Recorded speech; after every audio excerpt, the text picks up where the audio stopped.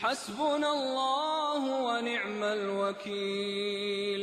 حسبنا الله ونعم الوكيل.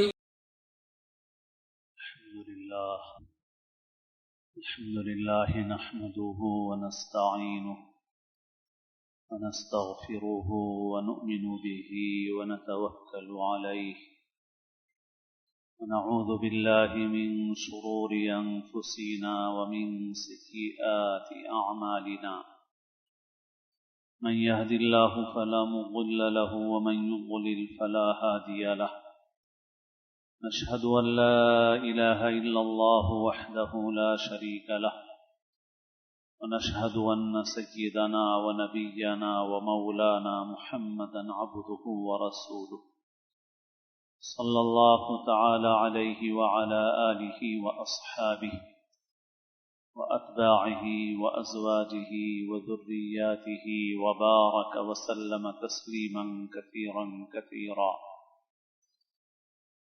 أما بعد فأعوذ بالله من الشيطان الرجيم. بسم الله الرحمن الرحيم. لقد جاءكم رسول من أنفسكم عزيز عليه ما عنتم حريص عليكم بالمؤمنين رؤوف رحيم. وقال تعالى في شأن حبيبه يأمرهم بالمعروف وينهاهم عن المنكر ويحل لهم الطيبات ويحرم عليهم الخبائث ويضع عنهم إصرهم والأغلال التي كانت عليهم. وقال عليه الصلاة والسلام لا يؤمن أحدكم حتى أكون أحب إليه من والده وولده والناس أجمعين.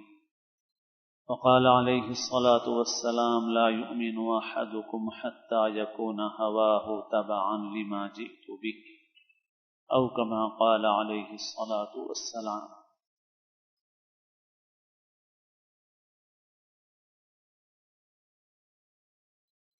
قابل احترام بزرگوں، عزیز دوستوں اور ساتھیوں، اس دنیا میں اللہ تعالیٰ نے انسان کو بھیجا اور انسان کے لیے اللہ تعالیٰ نے ایک درجے میں اختیار رکھا، تجویز فرمایا، اور اس کے لیے ایک امتحان رکھا کہ وہ خیر و شر کے دو راستوں میں سے جس راستے کو چاہے اختیار کرے،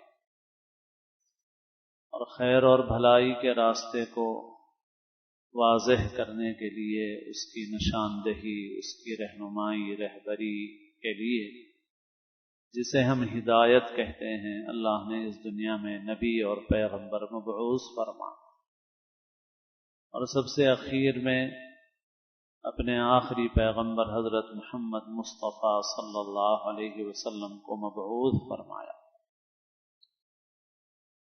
آپ کی اس دنیا میں تشریف آوری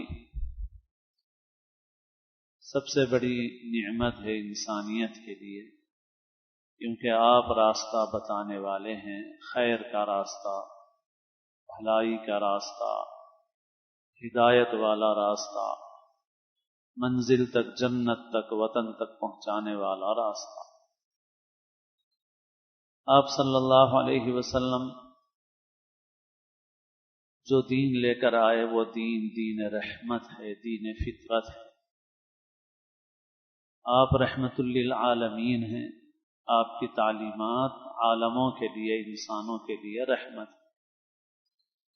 اللہ تعالیٰ نے قرآن مجید میں ارشاد فرمایا لقد جاءکم رسول من انفسکم عزیز علیہ ما عنتم حریص علیکم بالمؤمنین رؤوف الرحیم، کہ تمہارے پاس تمہیں میں سے پیغمبر آئے ہیں اور ان کی صفات یہ ہیں عزیز علیہ ما عنتم، جو چیزیں تمہارے لیے مشقت کی ہیں وہ ان کے لیے گراں ہیں، ان کو گرانی ہوتی ہے ان چیزوں سے جن سے تمہیں مشقت ہوتی ہے، وہ تمہارے لیے سہولت چاہتے ہیں، راحت چاہتے ہیں، زحمت نہیں رحمت چاہتے ہیں۔ حریص علیکم، تمہارے معاملے میں بہت حریص ہیں، یعنی خیر کے لیے، بھلائی کے لیے، کہ تم کو فائدہ پہنچ جائے، نفع پہنچ جائے، تم دنیا آخرت دونوں کی کامیابیاں حاصل کرو، اس کے لیے بڑے حریص ہیں۔ بالمؤمنین رؤوف الرحیم، ایمان والوں کے لیے رؤوف ہیں، رحیم ہیں۔ رأفت کے معنی شفقت کے، شفقت کرنے والے، ترس کھانے والے، رحیم ہیں، مہربان ہیں، ایمان والوں پر ان کی رأفت و رحمت۔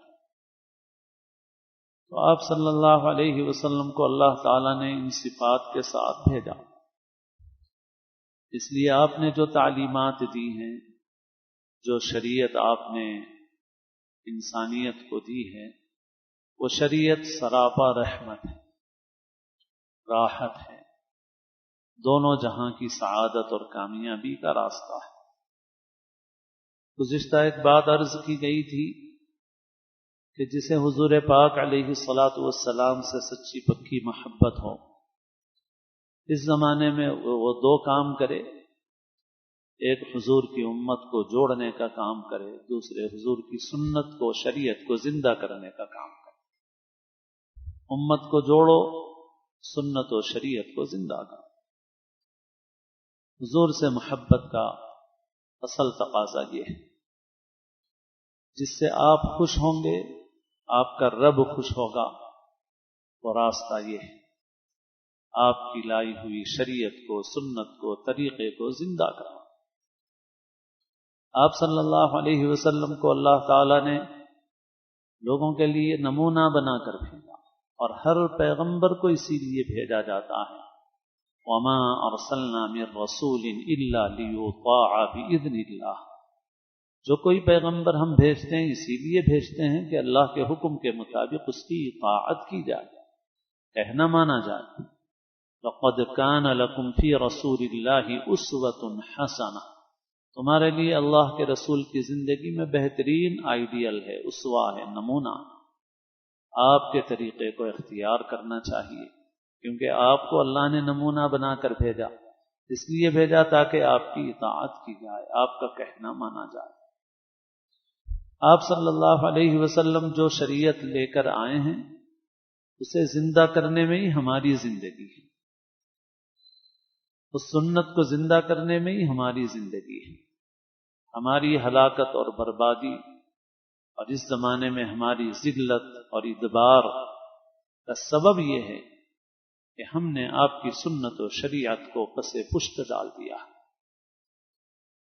ایک سلام کے کلمات ہیں، آبروئے کائنات الصلاۃ والسلام، شمع بزم شش جہات الصلاۃ والسلام۔ اس میں کہنے والا کہتا ہے کہ اور وہ نظام حق جو تجھے پسند ہے، کیا عراق و پاک و ہند، کیا حجاز و مصر و شام، دین حق سے بے نیاز، کیا خواص کیا عوام، سب ہے غیر کے گدا، سب ہے غیر کے غلام، مانگ کر فرنگ سے لائے عاریت نظام، اور وہ نظام حق جو تجھے پسند ہے، مدرسوں میں دفن ہے، مسجدوں میں بند ہے۔ آبروئے کائنات الصلاۃ والسلام۔ تو مسلمان خود دین و شریعت سے دور ہیں، عراق ہو، پاک ہو، ہند ہو، حجاز ہو، مصر ہو، شام ہو۔ اور یہ کلام جو ہے، یہ جو سلام اور نعت کے یہ جو کلمات ہیں، یہ جو کلام ہے، یہ کسی شاعر نے آج سے شاید تقریباً 40-50 سال پہلے کہا ہے، پرانا کلام ہے۔ اور آج 40-50 سال میں تو صورتحال اور بد سے بدتر ہے، مگر اس زمانے میں شاعر کہہ رہا ہے کہ عراق ہو، پاک ہو، ہند ہو، حجاز ہو، مصر ہو، شام ہو، دین حق سے بے نیاز، کیا خواص کیا عوام، سب ہیں غیر کے گدا، سب ہیں غیر کے غلام۔ گدا مانے بھکاری، دوسروں کے پاس بھکاری بن کے جا رہے ہیں۔ دوسرا کوئی ہمیں کیا زندگی گزارنے کا طریقہ دے گا، دوسرا کیوں ہمارا آئیڈیل بنے گا، دوسرا کیسے اسوا بنے گا ہمارا۔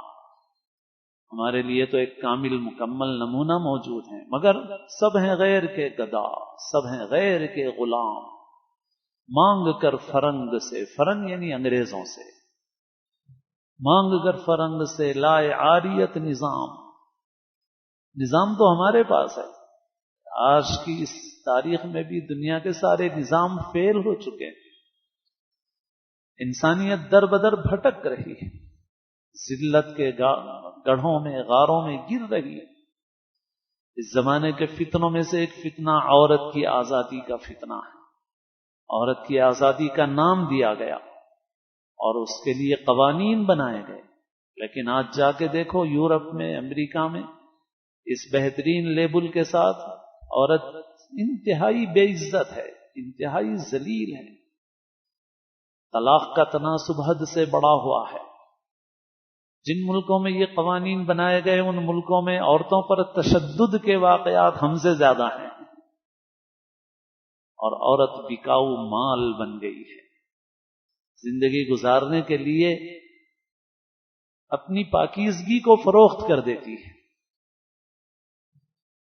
لڑکی بالغ ہوتی ہے تو ماں باپ اس سے پلہ جھاڑ لیتے ہیں۔ جاؤ دیکھو ذلت کا نمونہ، جو ذلیل ہیں ان سے نظام لیں گے ہم زندگی کا، اور ہم ان کے طریقے پہ گزاریں گے۔ سب غیر کے غلام بنے ہوئے ہیں، مانگ کر فرنگ سے لائے عاریت نظام۔ اور حضور سے خطاب کر کے شاعر عرض کرتا ہے، اور وہ نظام حق جو تجھے پسند ہے، مدرسوں میں دفن ہے، مسجدوں میں بند ہے۔ تو اس دین و شریعت کو خود ہم چھوڑے ہوئے ہیں۔ کہاں ہے وہ دین و شریعت ہماری زندگی میں؟ کیا وہ دین و شریعت صرف نماز روزے کا نام ہے؟ نہیں، وہ مکمل نظام زندگی ہے، ایک مکمل طریقہ حیات ہے۔ اور آج کی دجالی طاقتیں، باطل قوتیں وہ یہی چاہتی ہیں کہ مسلمان نماز روزے کی حد تک مسلمان رہیں تو کوئی بات نہیں ہے، باقی زندگی گزارنے کا نظام سسٹم ہم دیں گے، ہم قانون بنائیں گے، زندگی کیسے گزاری جائے۔ ہماری ان کی لڑائی یہی ہے۔ ہمارا ایمان اور عقیدہ یہ ہے کہ ہمیں زندگی گزارنے کا نظام آسمان سے ملا ہے، پیغمبروں کے ذریعے سے ملا ہے، سب سے آخری پیغمبر کے ذریعے ملا ہے، ہمیں کسی اور نظام زندگی کی ضرورت نہیں ہے۔ ہم اپنی طاقت میں جتنا ہے اتنا کریں، لیکن آج امت کی حالت بہت قابل فکر ہے۔ حضور پاک علیہ الصلوۃ والسلام کی شان میں جو بات حضرت موسیٰ علیہ الصلوۃ والسلام کے سامنے اللہ تعالیٰ نے ارشاد فرمائی، اس کو بھی ابھی میں نے پڑھا۔ ایک موقع پر حضرت موسیٰ نے اپنی امت کے لیے دعا کی کہ وَاكْتُبْ لَنَا فِي هَذِهِ الدُّنْيَا حَسَنَةً وَفِي الْآخِرَةِ إِنَّا هُدْنَا إِلَيْكَ، اے رب ہمارے لیے دنیا میں آخرت میں بھلائیاں لکھ دیجئے۔ تو اللہ تعالیٰ نے فرمایا کہ میں نے یہ بھلائیوں کا فیصلہ تو کر دیا ہے، مگر یہ بھلائیاں ان لوگوں کے لیے ہوں گی جن کے اندر یہ صفات ہوں گی۔ فَسَأَكْتُبُهَا لِلَّذِينَ يَتَّقُونَ وَيُؤْتُونَ الزَّكَاةَ وَالَّذِينَ هُمْ بِآيَاتِنَا يُؤْمِنُونَ۔ وہ ذات کی بنیاد پہ نہیں ہوں گی، وہ صرف بنی اسرائیل کو نہیں ملیں گی۔ آج بنی اسرائیل کو ملیں گی وہ بھلائیاں، کل ان کو ملیں گی، چاہے وہ بنی اسرائیل میں سے ہوں چاہے دوسروں میں سے ہوں، جو آخری نبی کی پیروی کریں گے۔ آخری نبی جب آئیں گے تو ان کا اتباع کریں گے، ان کو مان لیں گے، ان کے پیچھے چلیں گے، ان کو ملیں گی وہ۔ فَسَأَكْتُبُهَا لِلَّذِينَ يَتَّقُونَ وَيُؤْتُونَ الزَّكَاةَ وَالَّذِينَ هُمْ بِآيَاتِنَا يُؤْمِنُونَ الَّذِينَ يَتَّبِعُونَ الرَّسُولَ النَّبِيَّ الْأُمِّيَّ الَّذِي يَجِدُونَهُ مَكْتُوبًا عِندَهُمْ فِي التَّوْرَاةِ وَالْإِنْجِيلِ۔ وہ بھلائیاں ان کو ملیں گی جو اس رسول نبی امی کی پیروی کریں گے جن کا تذکرہ توریت میں، انجیل میں لکھا ہوا موجود ہے۔ اور وہ پیغمبر کیا کریں گے؟ تو حضور کی شان میں فرمایا، یأمرهم بالمعروف وینہاہم عن المنکر وَيُحِلُّ لَهُمُ الطَّيِّبَاتِ وَيُحَرِّمُ عَلَيْهِمُ الْخَبَائِثَ وَيَضَعُ عَنْهُمْ إِصْرَهُمْ وَالْأَغْلَالَ الَّتِي كَانَتْ عَلَيْهِمْ۔ وہ پیغمبر لوگوں کو معروف کا حکم دیں گے، منکر سے روکیں گے، منع کریں گے۔ وَيُحِلُّ لَهُمُ الطَّيِّبَاتِ، پاکیزہ چیزوں کو ان کے لیے حلال کریں گے۔ وَيُحَرِّمُ عَلَيْهِمُ الْخَبَائِثَ، گندی چیزوں کو حرام کریں گے۔ وَيَضَعُ عَنْهُمْ إِصْرَهُمْ وَالْأَغْلَالَ الَّتِي كَانَتْ عَلَيْهِمْ، اور ان کے اوپر جو بوجھ تھے، ان کے اوپر جو طوق گلے میں ان کے پڑے ہوئے تھے، ان کو ہٹائیں گے اور دور کریں گے۔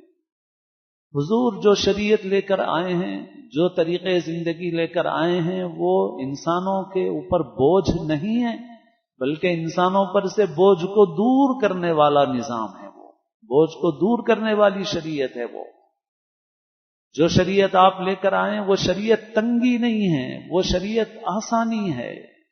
وما جعل علیکم فی الدین من حرج، اللہ نے دین میں تمہارے لیے حرج نہیں رکھا ہے۔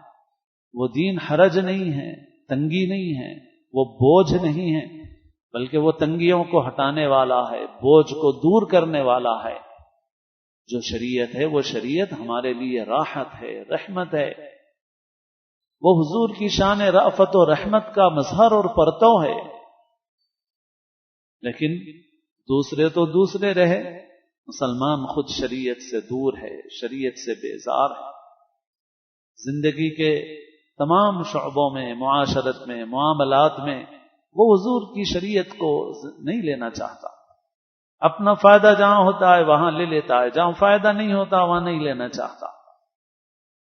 قرآن مجید میں سورہ نور کی چند آیتیں ابھی تفسیر میں دور میں گزری ہیں، جس میں اللہ تعالیٰ نے بتایا کہ جو منافقین ہیں ان کا حال یہ ہے کہ ان کو جب یہ لگتا ہے کہ حضور کے پاس جانے میں ہمارے حق میں فیصلہ ہوگا تو حضور کے پاس آتے ہیں، اور جب ان کو یہ لگتا ہے کہ حضور کے پاس جانے میں فیصلہ ہمارے حق میں نہیں ہو سکتا، تو اس زمانے میں کچھ واقعات پیش آئے تھے۔ ایک منافق تھا، یعنی بظاہر وہ مسلمان تھا، مگر وہ اپنے معاملے کو لے کر ایک یہودی سردار کعب بن اشرف کے پاس گیا، اس وجہ سے کہ اس کو یہ معلوم تھا کہ وہ حضور کے پاس جائے گا تو اس کے حق میں فیصلہ نہیں ہوگا۔ اگر کعب بن اشرف کے پاس جائے گا تو وہ ہو سکتا ہے اس کو منا لے۔ تو اس سے سامنے والے کافر نے کہا بھی کہ بھئی محمد کے پاس چلیں گے صلی اللہ علیہ وسلم۔ تو وہ منافق جو ظاہراً مسلمان تھا وہ کہنے لگا نہیں، محمد کے پاس نہیں صلی اللہ علیہ وسلم، کعب بن اشرف کے پاس جائیں گے۔ تو اس پس منظر میں یہ آیتیں نازل ہوئیں اور فرمایا کہ ان کا حال یہ ہے وَإِن يَكُن لَّهُمُ الْحَقُّ يَأْتُوا إِلَيْهِ مُذْعِنِينَ، اگر انہیں لگے کہ ہم کو ملے گا تب تو جھک کے آ جائیں گے حضور کے پاس، اور اگر ان کو ایسا نہیں لگے گا تو پھر وہ جائیں گے شیطانوں کے پاس، کفر کے سرغنوں کے پاس۔ آج ہم دیکھتے ہیں کہ مسلمانوں کا حال یہ، جس مسلمان کو یہ لگتا ہے کہ شریعت سے میرا حق ملے گا وہ دارالفتاء آتا ہے، دارالقضاء جاتا ہے، وہ علماء سے رجوع ہوتا ہے، اور جس کو یہ لگتا ہے دارالفتاء جاؤں گا تو مجھے نہیں ملے گا، دارالقضاء جاؤں گا تو مجھے نہیں ملے گا، علماء کے پاس جاؤں گا تو مجھے نہیں ملے گا، ہاں عدالت سے مجھے مل سکتا ہے، وہ عدالت چلا جاتا ہے۔ سورہ نور کی ان آیتوں کو نکال کے دیکھ لو، یہ آیتیں کہتی ہیں کہ یہ کفر ہے، کھلا ہوا کفر ہے، کفر ہے۔ دوسری جگہ بھی اللہ نے ارشاد فرمایا فَلَا وَرَبِّكَ لَا يُؤْمِنُونَ حَتَّى يُحَكِّمُوكَ فِي مَا شَجَرَ بَيْنَهُمْ ثُمَّ لَا يَجِدُوا فِي أَنفُسِهِمْ حَرَجًا مِّمَّا قَضَيْتَ وَيُسَلِّمُوا تَسْلِيمًا، جب تک حضور کے فیصلے کو نہیں مانیں گے ایمان والے نہیں ہو سکتے، دل سے تسلیم کرنا پڑے گا۔ اور سورہ نور کی ان آیتوں کے اندر بتایا گیا کہ یہ جو لوگ ایسا کرتے ہیں وہ کھلے ہوئے کفر میں ہیں۔ وہ افی قلوبہم مرض ام ارتابوا ام یخافون ان یحیف اللہ علیہم ورسولہ بل اولئک هم الظالمون، کیا ان کے دلوں میں روگ ہے، بیماری ہے نفاق کی، یا ان کے دلوں میں دین کے متعلق شک و شبہ ہے، یا یہ ڈرتے ہیں کہ اللہ اور اس کا رسول ان پہ ظلم کریں گے؟ کیوں نہیں آتے ہیں؟ مگر صورتحال ایسی ہے۔ جس شخص کو لگتا ہے شریعت میں حق ملے گا تو وہ شریعت کے پاس آئے گا، جس کو لگتا ہے یا نہیں ملے گا، یہاں آنے کے بعد محسوس ہوا یہاں نہیں ملے گا تو وہی شخص یہاں سے نکل کے پھر عدالت چلا جاتا ہے کہ بھائی میں وہاں سے لے لوں گا. کیسا مسلمان ہے؟ کہاں کا اسلام ہے؟ کہاں کا اسلام ہے؟ تو زندگی کے جو سارے شعبے ہیں، معاملات ہوں، معاشرت ہو، شادی بیاہ ہو، رہن سہن ہو، سب میں صورتحال یہی ہے.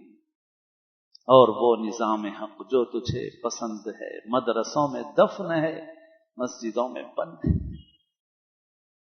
آج حضرت مولانا خالد سیف اللہ رحمانی صاحب مقدس اللہ نے جو مضمون ہر جمعہ لکھتے ہیں، آج حضرت نے لڑکیوں کے غیر مسلموں کے ساتھ جانے اور رشتہ کرنے کے اسباب ذکر فرمائے. اس کے اندر ذکر فرمایا ہے کہ شادیوں کے اندر ہونے والی بے پناہ فضول خرچی، لڑکوں کا تعلیم میں پیچھے رہ جانا، مخلوط تعلیم، مخلوط جگہوں پر ملازمت، یہ اسباب ہیں. ہم اسباب چھوڑنے کے لیے تیار نہیں ہیں، رونے کے لیے تیار ہیں، رو رہے ہیں. جتنا رو رہے ہیں اتنے ذلیل ہو رہے ہیں. جمعوں میں رو رہے ہیں، جلسوں میں رو رہے ہیں، اخباروں میں رو رہے ہیں، جگہ جگہ رو رہے ہیں. رونے کو تو رونے ہیں، اسباب کو دور کرنے تیار نہیں. اللہ کے رسول صلی اللہ علیہ وسلم نے ارشاد فرمایا لا یؤمن احدکم حتی یکون ہواہ تبعا لما جئت بہ. تم میں سے کوئی کامل ایمان والا نہیں ہو سکتا جب تک کہ وہ اپنی خواہشات کو میری لائی ہوئی شریعت کے سامنے نہ جھکا دے. اپنی خواہش کو جب تک میری شریعت کے سامنے نہیں جھکائے گا اس وقت تک کامل ایمان والا نہیں ہو سکتا. اور ایک مشہور حدیث میں نے پڑھی شروع میں، جو عام طور پر ذکر بھی ہوتی ہے مگر اس کو نامکمل سمجھا جاتا ہے. اللہ کے رسول صلی اللہ علیہ وسلم نے ارشاد فرمایا لا یؤمن احدکم حتی اکون احب الیہ من والدہ وولدہ والناس اجمعین. تم میں سے کوئی بھی کامل ایمان والا نہیں ہو سکتا یہاں تک کہ میں اس کے نزدیک اس کے والدین سے زیادہ، اس کی اولاد سے زیادہ اور تمام انسانوں سے زیادہ محبوب نہ بن جاؤں، اس وقت تک وہ ایمان والا نہیں ہو سکتا. اب اس حدیث کا نامکمل مفہوم کیا سمجھتے ہیں؟ ہم یہ سمجھتے ہیں کہ جب تک حضور کی محبت نہیں ہوگی کامل ایمان والے نہیں ہو سکتے. تو بات تو صحیح ہے لیکن آدھی ہے، پوری نہیں ہے. کیونکہ حدیث میں یہ نہیں فرمایا گیا کہ جب تک حضور کی محبت نہیں ہوگی، یہ فرمایا گیا کہ جب تک میری محبت والدین کی محبت سے زیادہ نہیں ہوگی، اولاد کی محبت سے زیادہ نہیں ہوگی، تمام انسانوں کی محبت سے زیادہ نہیں ہوگی، اس وقت تک کامل ایمان والا نہیں ہو سکتا. بات حضور کی محبت کی نہیں ہے، بات حضور کی ایسی محبت جو والدین کی محبت پہ غالب آ جائے، اولاد کی محبت پہ غالب آ جائے، تمام انسانوں کی محبت پہ غالب آ جائے. حضرت ابو بکر صدیق رضی اللہ عنہ کے ایک صاحبزادے شروع میں مسلمان نہیں ہوئے تھے، بدر کے بعد غالباً مسلمان ہوئے یا احد کے بعد مسلمان ہوئے. بدر و احد کسی معرکے کی بات کرتے ہوئے انہوں نے اپنے والد حضرت ابو بکر صدیق سے ایک مرتبہ مسلمان ہونے کے بعد عرض کیا کہ ابا جان فلاں جنگ کے موقع پر ایسا ہوا تھا کہ آپ میری تلوار کی زد میں تھے، مگر آپ کی محبت، باپ کی محبت میرے دل پہ غالب آ گئی اور میں نے نظر انداز کر دیا اور میں نے راستہ اپنا بدل لیا. تو حضرت ابو بکر صدیق رضی اللہ عنہ نے فرمایا بیٹے یہ تیرے کفر کی کمزوری تھی، اگر تو میری تلوار کے نشانے پر اس وقت آ جاتا تو پھر تو آج زندہ نہ رہتا، میں تو تجھے نہ چھوڑتا.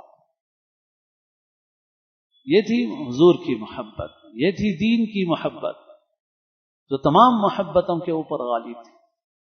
آج ہم گردن کاٹنے کو نہیں کہہ رہے ہیں، ویسے حالات نہیں ہیں ہمارے لیے کہ گردن کاٹی جائے اور قتل کیا جائے. آج یہ ہے کہ بھائی اپنی خواہشات کو قربان کر دو کم از کم. لیکن سب رشتہ دار ایک دوسرے کی خواہشات کو پورا کر رہے ہیں، حضور کی خواہش کو پورا نہیں کر رہے. اللہ کے رسول صلی اللہ علیہ وسلم نے ایک صاحب کے ہاتھ میں انگوٹھی دیکھی، پوچھا کیا ہے؟ عرض کیا حضور سونے کی ہے. فرمایا تمہیں نہیں پتا ہے کہ بھئی سونا ہماری شریعت میں حرام ہے؟ حضور نے اس انگوٹھی کو نکال کے زمین پہ رکھ دیا. بعد میں انہوں نے انگوٹھی اٹھائی بھی نہیں. مجلس ختم ہونے کے بعد ساتھیوں نے کہا کہ بھئی انگوٹھی تو اٹھا لو. تو وہ کہنے لگے کہ نہیں، جس انگوٹھی کو حضور نے نکال کے رکھ دیا ہے زمین پہ، اب میں اسے اٹھانا بھی نہیں چاہتا، لینا بھی پسند نہیں کرتا اس کو. اور آج ولیمہ حضور کی سنت کے نام پہ ہے، رقعے پر حضور کا ارشاد مبارک لکھا ہوا ہے، اور کوئی سونے کی انگوٹھی دوسرے کو پہناتا ہے، پہنانے والا بھی پہناتا ہے، پہننے والا پہن لیتا ہے۔ بھائی اگر نہیں کروں گا سامنے والے کا دل ٹوٹ جائے گا، سامنے والے کے دل کی فکر ہے، حضور کے دین کی فکر نہیں ہے۔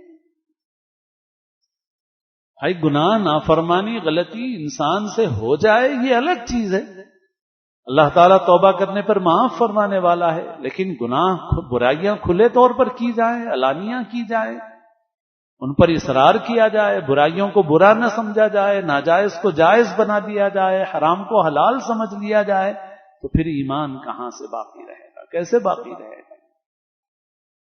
اور حضور پاک صلی اللہ علیہ وسلم کی جو صفت سب سے پہلے اللہ نے بیان کی ہے وہ میں عرض کرتا رہتا ہوں کہ ابھی جو آیتیں میں نے آپ کو سنائی ہیں حضرت موسیٰ کے واقعے کے ضمن میں حضور کی سیرت اللہ نے بیان کی حضور کے آنے سے صدیوں پہلے، تو حضور کی شان میں سب سے پہلی بات یہ بیان فرمائی یأمرہم بالمعروف وینہاہم عن المنکر، حضور معروف کا حکم دیتے ہیں، منکر سے روکتے ہیں، امر بالمعروف نہی عن المنکر۔ حضور پاک علیہ الصلاۃ والسلام افضل البشر ہیں، خیر البشر ہیں، افضل الانبیاء ہیں، اور آپ کی ڈیوٹی ہے یأمرہم بالمعروف وینہاہم عن المنکر۔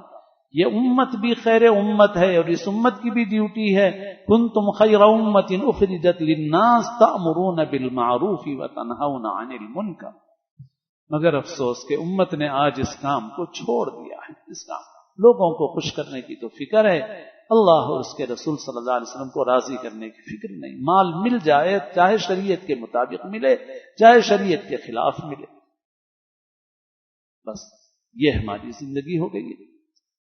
تو بھائی حضور سے محبت کا بنیادی تقاضا امت کو جوڑو، اختلافات کو حدود میں رکھو، اخلاق کے دائرے میں رہو، آداب کے دائرے میں رہو، علم حاصل کرو، اختلافات خود بخود سمٹیں گے۔ ہر قیمت پر امت کو جوڑو اور حضور کے لائے ہوئے دین کو، حضور کی سنت کو، حضور کی شریعت کو اپنی زندگی میں، اپنے معاشرے میں زندہ کرو۔ اپنے بس میں جتنا ہے اتنا کرو تو اللہ کا نظام ہے، آگے اللہ تعالیٰ مدد فرمائیں گے۔ اپنے بس میں جتنا ہے اتنا بھی نہیں کریں گے تو کسی اور کو دوش اور قصور دینے سے کوئی فائدہ نہیں ہے۔ یہ عذر ایسا ہے جو اللہ کے پاس قبول ہونے والا نہیں ہے۔ ہاں اپنے بس کا کر لیا تو ہم عند اللہ معذور ہیں، اس کے بعد اللہ تعالیٰ معاف فرمائیں گے، لیکن اپنے بس کا بھی نہیں کریں گے تو اللہ کے پاس وہ عذر قابل قبول نہیں ہوگا۔ اللہ تعالیٰ ہم سب کو حضور پاک صلی اللہ علیہ وسلم کی سچی پکی کامل محبت، آپ کا اتباع اور آپ کے دین متین کی خدمت کے لیے اللہ ہم کو، ہماری نسلوں کو، ہماری اولادوں کو قبول فرمائے۔ اللہ تعالیٰ ہم سب کو اسلام کی زندگی اور اپنے اپنے وقت پر حسن خاتمہ نصیب فرمائے، سنت میں ادا فرمائے۔